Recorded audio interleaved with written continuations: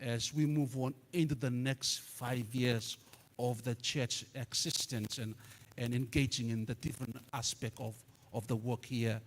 And I want to affirm tonight that the church will continue to support the government in those areas.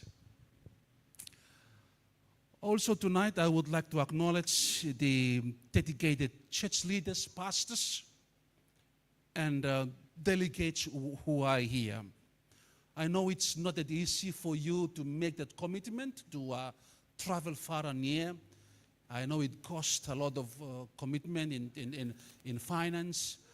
Some of you have sacrificed, left your families to come here.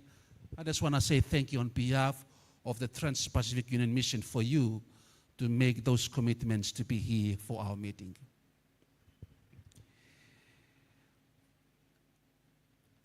At this point in time, I would like to acknowledge the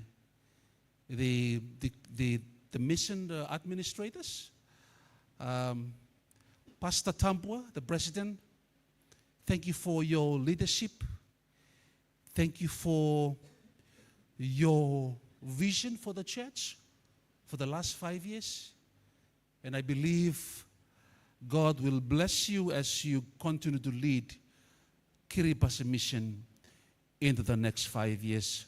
On behalf of the Trans-Pacific Union Mission, we salute you, Pastor President, Pastor Tampua, for your leadership, for being courageous. Though sometimes I know for the last 5 years you've got challenges financially and other challenges you've encountered, but thank you for being a leader that being visionary and ensuring that the mission continue to move on in achieving what God has established Kiribati Mission for. On that note also, I would like to also give a special welcome to Pastor Kerepa as the new General Secretary for Kiribati Mission. I believe God has chosen you for such a time like this. And TPUM, we pledge our prayers and our support for you as you take up the mantle of leadership. May God grant you, Pastor Kerepa, wisdom, courage, and spiritual discernment as you lead Kiribati Mission in the space of the secretarial work in the next 5 years. The question that I want to pose for us delegates at the opening of this session is, why do we hold a session?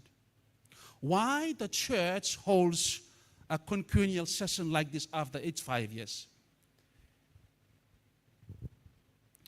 This session is not just it is not just to fulfill formalities. It is a vital spiritual checkpoint and a strategic plan ground that as we move on into the next 5 years.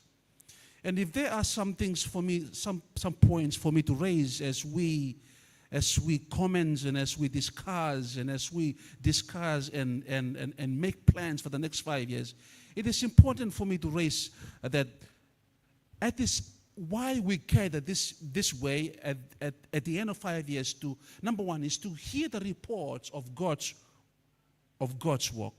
First and foremost, we are here to hear reports of what God has done through His church and through the leaders.